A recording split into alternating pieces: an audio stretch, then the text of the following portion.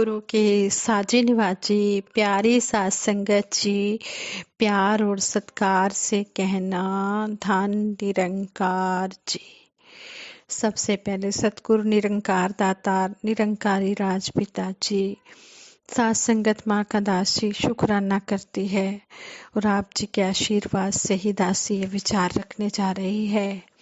सात संगत जी, संपूर्ण हरदेव बानी में भी सतगुरु बाबा हरदेव सिंह जी महाराज इस शब्द द्वारा हमें समझाते हैं कि संतों का संग करने वाला सज्जन बन जाता है और दुर्जन का संग करने वाला दुर्जन बन जाता है। जो संतों का संग करेगा वो सत्संगी कहलाएगा। जो संतों का संग करेगा वो इस आध्यात्मिक के रास्ते पर आएगा। साथ संगत जी, ऐसे ही कहते हैं, एक आदमी बेरोजगारी से बहुत ज्यादा दुखी था। यह देखकर एक चोर को उस पर दया आ गई। वह उस बेरोजगार आदमी के पास गया और बोला, मेरे साथ चलो, चोरी में बहुत सारा धन मिलेगा। वह बेरोजगार आदमी बेकार बैठे बैठे परेशान हो गया था, इसलिए वह उस चोर के साथ चोरी करने के लिए तैयार हो गया। अब समस्या यह थी कि उसे चोरी करना आता नहीं था। उसने साथी से कहा, मुझे चोरी करना तो आता नहीं है, फिर यह काम कैसे करूंगा। चोर ने कहा, तुम उसकी चिंता मत करो, मैं तुम्हें सब सिखा दूंगा। अगले दिन दोनों रात के अंधेरे में गांव से दूर एक किसान का खेत काटने पहुंच गए। वह खेत गांव से दूर जंगल में था, इसलिए वहां रात में रखवाली के लिए कोई आता जाता भी नहीं था। लेकिन फिर भी सुरक्षा के लिहाज से उसने अपने नए साथी को खेत की मुडेर पर रखवाली के लिए खड़ा कर दिया और किसी के आने पर आवाज लगाने को कहकर खुद खेत में फसल चोरी करने पहुंच गया। नए साथी ने थोड़ी ही देर में अपने साथी को आवाज लगाई और कहा, भाई जल्दी उठो, यहाँ से भाग चलो, खेत का मालिक पास ही खड़ा देख रहा है। चोर ने जैसे ही अपने साथी की बात सुनी, वह फसल काटना छोड़ उठ भागने लगा। कुछ दूर जाकर दोनों खड़े हुए तो चोर ने साथी से कहा, मालिक कहाँ खड़ा था, कैसे देख रहा था। नए चोर ने बड़ी सहजता से जवाब दिया, मित्र, ईश्वर तो हर जगह मौजूद है। इस संसार में जो कुछ भी है इसी ईश्वर का है और यह सब कुछ देख रहा है। मेरी आत्मा ने कहा, ईश्वर यहाँ भी मौजूद है और हमें चोरी करते हुए देख रहा है। इस स्थिति में हमारा भागना ही सही था। चोर पर बेरोजगार आदमी की बातों का इतना अच्छा प्रभाव पड़ा कि उसने चोरी करना ही छोड़ दिया। संत महात्मा समझाते हैं कि जो संतों का संग करते हैं, जो अच्छे लोगों का संग करते हैं, वो अच्छे बन जाते हैं और जो ईश्वर को हर जगह सर्वव्यापक समझते हैं तो उनसे कभी कोई गलती भी नहीं होती है। जो ईश्वर के जानकार होते हैं वो कभी कोई गलती नहीं करते हैं। अगर वो अपनी मंजिल से भटकने लगते हैं तो उन्हें हर तरफ हर जगह इस परमात्मा के दर्शन होते हैं, तो वो कोई गलत काम नहीं कर सकते हैं। उनको हर जगह परमात्मा दिखाई देता है। तो इस तरह सतगुरु समझाते हैं कि संतों का संग करने वाला सज्जन बन जाता है और दुर्जन का संग करने वाला दुर्जन बन जाता है। लेकिन जिसके मन में यह ब्रह्म ज्ञान बसा होता है उसको गलत काम करने से ये निरंकार रोक देता है, क्योंकि ये निरंकार हर जगह व्यापक है। इसलिए हम संतों का संग करते चले जाएं और अपने जीवन को सतगुरु के कहे अनुसार चलाते चले जाएं। जिस तरह भी हमें सतगुरु रख रहे हैं, जो भी हमें खाने पीने पहनने रहने के लिए दे रहे हैं, हम हर पल इनका शुक्राना करें और सबसे पहले हम सत्संग में आए। सत्संग में जो कुछ भी हम सुने उसको जीवन में हम अपनाते, कर्म रूप में अपनाते चले जाएं।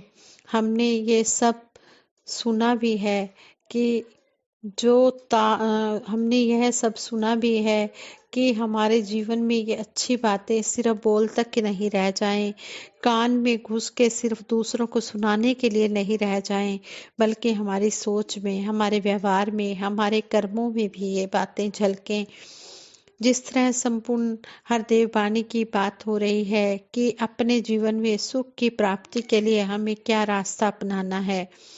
युगों युगों से देखा जाए तो संतों का दिल ऐसा ही रहा है, सिर्फ अभी की बात नहीं है। चाहे कलयुग की बात हो, सतयुग की हो, द्वापर की हो, त्रेता की हो, कोई भी समय ले लें, संतों ने तो हमेशा यही चाहा है कि हर एक के मन को कैसे चैन दिया जाए, हर एक को किस तरह अपने असली रूप इस परमपिता परमात्मा का दर्शन दीदार करा दिया जाए और कैसे उस तरह से पहचान कराई जाए, अच्छे गुण दिए जाएं। उसी में ही स्थायी सुख छुपा है। छोटे छोटे सुख तो कहीं ना कहीं हर समय मिल जाते हैं, पर ऐसा कौन सा सुख है जो हर समय एक जैसा ही हो और उसमें कुछ बढ़ाया या घटाया ना जा सके। तो वो वाला सुख जो एक आशीर्वाद की अवस्था होती है, एक चैन से भी ऊपर उठकर, खुशी से भी ऊपर उठकर जो वो सुख है, वो सुख सिर्फ तभी मिल सकता है जब हम संतों का संग कर लेंगे। संतों का संग जब तक हमारे जीवन में आएगा नहीं, तब तक हम अपने जीवन को उस मुकाम तक लेकर जाना संभव नहीं होगा, क्योंकि संत ही हैं जो हमारे जीवन को सुधारने के लिए हमें प्रेरणा देते हैं। एक बार हमें जब पता लग जाता है कि सच्चाई क्या है, तो हम अपने जीवन में एक वो स्थायी सुख, हर समय रहने वाला सुख प्राप्त कर लेते हैं। संपूर्ण हरदेव वाणी में सतगुरु बाबा हरदेव सिंह जी महाराज हमें शब्द द्वारा समझाते हैं, भला सोचते जो औरों का खुद अच्छे बन जाते हैं, सच्चाई के साथ रहें तो खुद सच्चे बन जाते हैं। ये सच्चाई तो हमेशा के लिए सच्चाई ही है। कई ऐसी सच्चाइयाँ भी होती हैं जो अभी हैं पर कुछ पल के बाद नहीं है। जैसे अभी अगर रात का समय है तो कुछ घंटों के बाद वो झूठ हो जाएगा, क्योंकि तब सवेरा हो जाएगा, सुबह हो जाएगी, दिन हो जाएगा। तो ऐसे कुछ समय के लिए रहने वाली सच्चाइयों की बात नहीं हो रही, वो बात हो रही है कि कैसे निरंकार प्रभु परमात्मा रूपी यह सच्चाई तब भी थी जब यह ब्रह्मांड बना नहीं था, ये धरती बनी नहीं थी, और ये तब भी रहेगी जब सब कुछ खत्म हो जाएगा। यह सब कुछ जो माया का रूप है, उससे हटकर जो भी है वह निरंकार ही है। यही एक कायम दायम रहने वाली सच्चाई है। इस सच्चाई से जितना ज्यादा हम जुड़ेंगे, उतना ही ज्यादा हमारे अपने मन के भाव उन गुणों को अपनाएंगे। विशालता का जिक्र आता है, और भी जो गुण हमें समझ में आते हैं, हर एक गुण इस निरंकार में है। तो वैसे ही हमारा मन भी उतना ही सच्चा होता चला जाएगा, जितना हम खुद सिमरन रूप में, संगत रूप में, सेवा रूप में इस निरंकार से जुड़ते चले जाएंगे। वास्तविकता में वही बात कि हमारे मन में भी वही सच्चाई अपनी पकड़ बनाएगी, और हमारा मन भी फिर कुछ और गलत सोचने के बजाय सिर्फ इस सच्चाई से ही जुड़ता चला जाएगा। सब कुछ पीछे रह जाता है, नेकी ही संग जाती है। मालिक की दरगाह में जाकर नेकी काम आती है। हमें ये जो जीवन काल मिला है, इसमें हमको जहाँ कर्म करने की पूरी आज़ादी मिली है, वहीं ये जो भलाई की बात हो रही है, जो भलाई की शिक्षा दी जा रही है कि हमने अगर इस सच्चाई को जान भी लिया है, तो उसके बाद भी हमारा जीवन कैसा होना चाहिए। हमारे मन के भावों से ही ये बात शुरू होती है कि हम अगर अपने मन में इन सिखलाइयों को, जो एक मानवीय मूल्य होते हैं, एक दूसरे का भला करना, एक दूसरे को खुशी देना, हर एक के जीवन में आराम देने वाली एक भलाई की भावना लेकर मन में अगर हम कोई भी काम करते हैं, तो वो इरादा बहुत मायने रखता है। कर्म से पहले हमारे इरादे की बात है कि कर्म तो फिर भी बाद में करेंगे, पहले तो उसको सोचने से ही यात्रा शुरू हो जाती है। ये भलाई करने की बात कि जितना हम जीवन में निरंकार से जुड़ेंगे उतना ही हमारे कर्म कुछ भी गलत हमसे नहीं करवाएंगे। हम खुद चेतन अवस्था में रहकर कि निरंकार प्रभु परमात्मा हर समय हमें देख रहा है, तो हम जानबूझकर कोई गलती नहीं कर पाएंगे। वही बात कि जब मन में सिर्फ अच्छाई रहेगी तो ये भलाई का रास्ता लेकर हम ना कि सिर्फ अपना जीवन संवारेंगे बल्कि औरों के जीवन में भी खुशी दे सकेंगे। जीवन जीने की कला बख्शेगी वही बाद में भी जहाँ परमात्मा की दरगाह वाली बात है कि उस समय भी ये जो जीवन में हमने कर्म किए हैं तो वो भी बातें हो जाती हैं कि जहाँ बोला जाता है कि बुरे कर्म तो एक अलग तरह की बेड़ी है और ये अच्छे कर्म चाहे सोने की बेड़ी है तो बेड़ी ही है। हर तरह की बेड़ी से बचना है। जब कर्म हम खुद कर रहे हैं तो उसको अगर अच्छा करें या बुरा करें तो वो एक गठरी साथ लेकर चलने वाली बात हो जाती है। पर जब हमने पहले ही प्रण में तन मन धन को समर्पित कर दिया इस परमात्मा के आगे कि सब जो बख्शा है इसी का है, तो ये ख्याल भी और ये कर्म भी जो भी है वो हमारी भी तो कोई औकात नहीं कि करें। जब उस भाव से हम रहेंगे और हमारे अच्छे कर्म हमसे होते जाएंगे फिर वही अच्छे कर्म आगे हमारी मृत्यु के समय भी हमारे साथ आगे जाएंगे। हमको अपने कर्मों के ऊपर अभिमान भी नहीं रहेगा और हमेशा वो सेवा भावना जहाँ सभी अपने हैं उस नजरिए की तौफीक भी हमारे साथ रहेगी।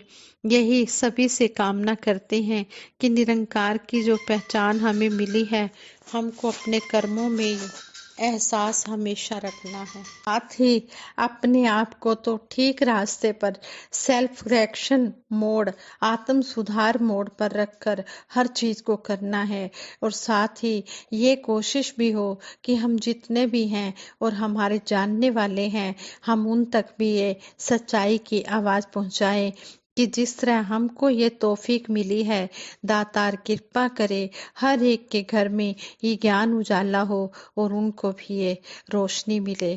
हाँ संगत जी, जिस तरह हमें सतगुरु माता सुदीक्षा जी महाराज हर पल समझा रहे हैं हमने इन बातों को अपने जीवन में ढालते चले जाना है। और वही एक मूल की बात हमें समझाई गई है कि जब ये प्रभु परमात्मा एक है और हम सब इसकी संतान है, चाहे कितने भी भिन्न भिन्न दिखते हो, हमारी आदतें कितनी भी अलग अलग हो, कितना भी खान पान पहरावा अलग हो, रहने की जगह देश के रूप में कितने भी हम उस तरह से अलग दिख रहे हो, पर ये जोत तो एक ही है जो हमारे साथ है। हम जिसका अंश अपने आप को बोलते हैं परमात्मा का अंश, ये आत्मा सब में एक बराबर है। कोई उस तरह का फर्क ना करे और अपने आप पर ये सुधार हमेशा जारी रखें कि हम एक जो सही रास्ता है उस पर ही चलते रहें, ठीक बातें करें, सही अपना आचरण रखें तो वही हमारे जीवन में खुशबू भी डालेगा और हमको विनम्रता की ओर भी लेकर जाएगा। हाँ, संगत जी, हमने इन बातों को सिर्फ सुनना और सुनाना ही नहीं है, इनको हमने अपने कर्म रूप में ढालकर अपना स्वयं का सुधार करना है। कहते हैं कर्म जिसका बोलता है सच्चा वो प्रचारक है, जो स्वयं को ही सुधारे सच्चा वो सुधारक है। साथ संगत जी, प्रेम से कहना धन निरंकार जी।